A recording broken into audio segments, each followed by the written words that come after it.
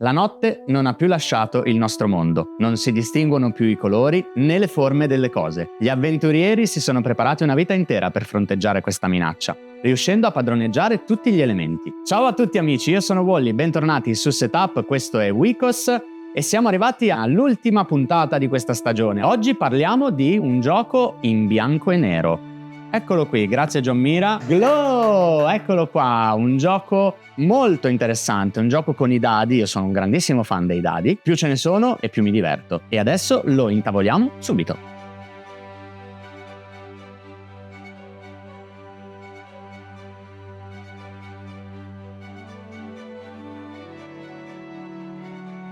Bene, abbiamo intavolato Glow, in realtà il setup è molto semplice ma ci sono un paio di cosettine da fare. All'inizio della partita ogni giocatore sceglie o prende casualmente uno degli avventurieri, in questo caso sono usciti l'avventuriero Moloch, che è questo arancione, e Orium, che è questo giallo. Abbiamo dato a ogni giocatore i 2 dadi di partenza, in questo caso 2 arancioni e 2 gialli, la casina e il suo omino che parte dalla casella 0, chiamiamolo così, del mondo di Glow. Poi abbiamo messo i segnapunti sul 10. Oltre a questo abbiamo anche tirato i 9 dadi piccoli e li abbiamo posizionati ciascuno sulla sua casella in base al risultato uscito. Vedete, qui c'è la roccia, l'abbiamo messo sulla roccia, qui c'è l'acqua, l'abbiamo messo sull'acqua e così via. Ogni turno di gioco si articola in 5 fasi: mattina, mezzogiorno, pomeriggio, sera e notte. La mattina come funziona? Molto semplicemente ogni giocatore sceglie il senso orario, io sono in questo caso il giocatore 1, sceglie uno dei compagni da reclutare.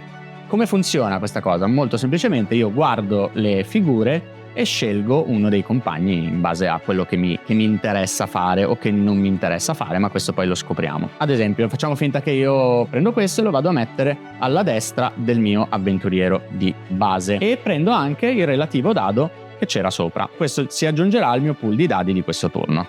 Il giocatore arancione invece decide di prendere questo e prende anche il relativo dado azzurro.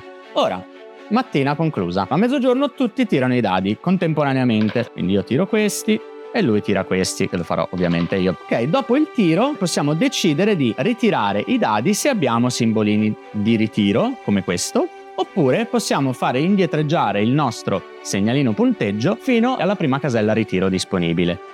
E possiamo ritirare 1 o 2 dadi per ogni simbolino ritiro o per ogni casella ritiro nella quale andiamo ad indietreggiare. Perché ritirare? Perché noi dobbiamo cercare di fare i risultati che ci aiutano nell'attivazione delle carte. Ad esempio, il mio Orium mi richiede 2 dadi con la stessa faccia per fare un lampo di luce. I lampi di luce sono nient'altro che i punti vittoria. E mi richiede anche un'acqua per ottenere un'orma, che sono queste. Le orme sono punti vittoria alla fine della partita o passi che possiamo fare gratuitamente e poi vediamo come. Il giocatore arancione invece ha bisogno di pietra per ottenere le orme e ha bisogno di non tirare alcuna acqua per ottenere un ritiro e 2 punti vittoria. In questo caso gli è andata male perché ha tirato 2 acque, quindi questa carta qui non la potrà attivare.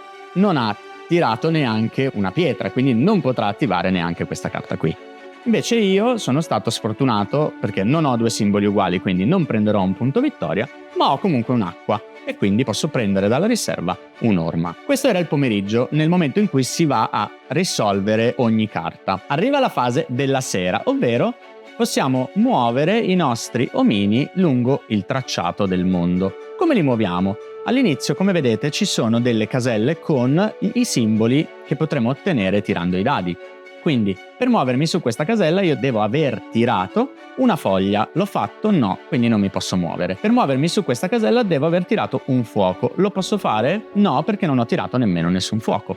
Quindi sono stato proprio sfortunatissimo in questo turno. Non mi muoverò. Mentre il giocatore arancione ha fatto uno di questi 2 simboli, sì, ha una foglia, quindi lui potrà muoversi di 1 in questa direzione. Possiamo andare avanti a muoverci in base al numero di simboli del percorso che noi siamo riusciti ad ottenere.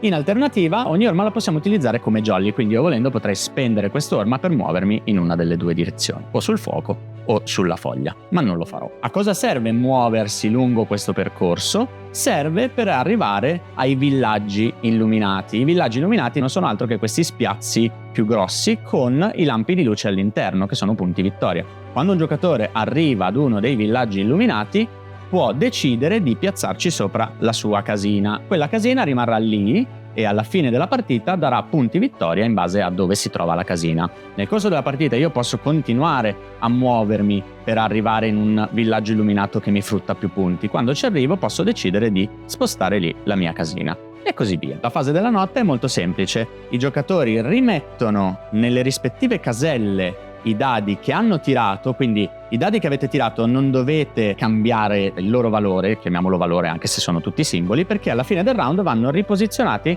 sulle caselle in base a quello che voi avete tirato. Dopodiché si scarta tutto quello che era sulla plancia, quindi finiscono al cimitero e si rivelano 5 nuovi compagni e si prosegue così, si riparte poi dalla fase del mattino. Se una casella, come in questo caso quella del fuoco, non ha nessun dado attribuito, si aggiunge un'orma, in modo che chi prenderà poi il compagno di questa casella possa avere comunque un piccolo bonus. E si prosegue così, si lanciano i dadi, si fanno i ritiri, si risolvono le carte, si prosegue il viaggio e alla fine degli 8 turni che compongono la partita, chi arriva al punteggio più alto vince. E questo era Glow. Come avete visto, un gioco molto carino. Io apprezzo tantissimo le meccaniche dei dadi, infatti molti dei giochi che io ho in collezione hanno la componentistica dadi e più dadi ci sono più mi attirano. La cosa carina di questo gioco è che la fortuna data dai dadi è molto mitigabile dal fatto che durante i turni hai la possibilità di recuperare i ritiri e che puoi sacrificare dei punti vittoria per ritirare i tuoi dadi. Certo è che devi valutare bene, perché all'inizio della partita hai la possibilità di perdere pochi punti per fare dei ritiri, ma più prosegue la partita e più punti devi perdere per poter sfruttare questo vantaggio. Un altro punto a favore di questo gioco, a mio modesto parere da giocatore, è l'art, perché le figure sono tutte molto evocative, potremmo dire così, ed è molto bello il contrasto bianco e nero colore. Come potete vedere, i dadi sono tutti molto colorati, le casette, gli omini sono tutti molto colorati, mentre tutto quello che riguarda i personaggi è completamente in bianco e nero, proprio dalla scatola stessa, proprio a far capire l'oscurità che ha permeato il mondo di gioco. Ci sono 7 personaggi principali tra cui poter scegliere o prendere casualmente, e ciascuno con abilità diverse, con dadi diversi. I dadi, per esempio, hanno facce leggermente diverse. Ad esempio, gli arancioni segnano 2 facce che riguardano la roccia, mentre il rosso ha 2 facce che riguardano il fuoco, e così via. Il verde la foglia,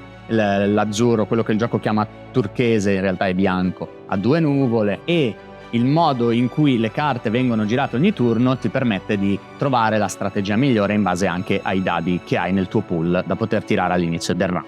Segnalo che questo gioco ha anche una seconda modalità che io non ho spiegato, adesso vi faccio giusto vedere. Oltre alla versione base, chiamiamola così, c'è un tabellone differente sul retro che vi permette di utilizzare una piccola modalità diversa. Ci sono anche delle barchette al posto delle casette e degli omini, in cui voi partendo dall'isola centrale dovrete viaggiare attraverso le isolette, che allo stesso modo vi daranno dei punti vittoria alla fine della partita in base a quante barchette in giro per la mappa sarete riusciti a fare arrivare. La differenza principale con questo lato è che qui dovete spendere le facce dei dadi del relativo elemento, mentre da questa parte saranno necessari il numero di dadi con le facce differenti che richiede la tratta per raggiungere l'isoletta, quindi bisogna fare attenzione anche a questo trick. Bene ragazzi, questo era Glow. Come avrete capito da come ne ho parlato, ne sono entusiasta. È un gioco che mi piace intavolare molto spesso e che, nonostante sia sempre quello, cambia a seconda delle carte che escono e del modo in cui lo giocate. Questa era anche l'ultima puntata, ancora una volta voglio ricordarlo, di questa seconda stagione, ma questo non significa che la mia brutta faccia non la rivedrete ancora su questo schermo. Vi ricordo che Wicos non è solo setup, non si parla solo di giochi da tavolo, ma parliamo anche di film, di serie TV, di libri, di manga, di anime e di tanto altro, quindi vi consiglio di iscrivervi al canale per non perdervi tutto quello che pubblichiamo settimanalmente, e ci trovate ovviamente su Facebook, su Instagram, su TikTok, su X, su Twitch e su YouTube. Condividete questo video, condividete tutti i video di Wicos in modo da far vedere il nostro lavoro, farlo apprezzare a tutte le persone a cui volete bene, anche quelle a cui non volete bene se pensate che questa roba qui non piaccia a nessuno. Fatelo, che ci aiutate. Bene, noi ci vediamo al prossimo video e chissà, magari prima di quanto pensiate. Ciao ciao!